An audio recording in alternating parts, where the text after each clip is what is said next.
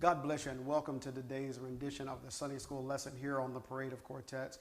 Interesting enough, all of us deal with suffering, hardship, troubled times, and oftentimes, if we're not careful, we will minimize our faith while maximizing the situation.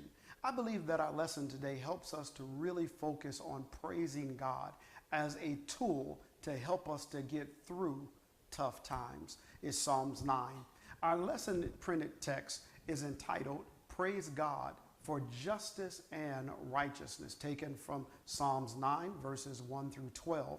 The devotional reading is Deuteronomy chapter 10, verses 17 through 21. Psalms 9 and Psalms 10 is considered to be one song which uses every letter of the Hebrew alphabet. Interesting enough. Beautiful song, beautiful language, even though we're not told necessarily the historical aspect of why this psalm was written. But we do know that David writes this psalm with a mixture of praise and petition.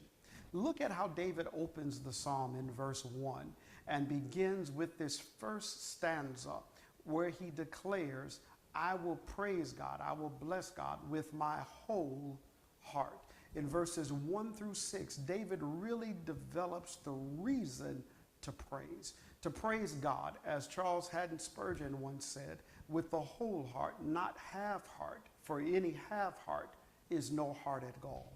But to give God our all, to praise God. And then David gives us the reasons why we should praise God.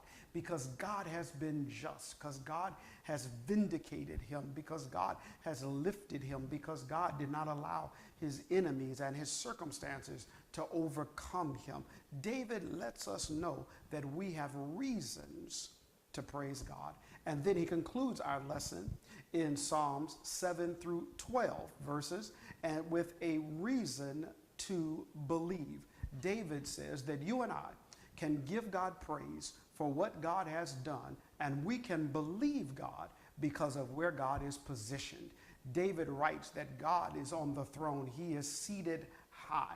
That's good news for you and I today. As we go through the various struggles of life, God's eyes is always upon us. His hand is always near us, and God will vindicate on our behalf. I pray that you've been blessed by this lesson presentation.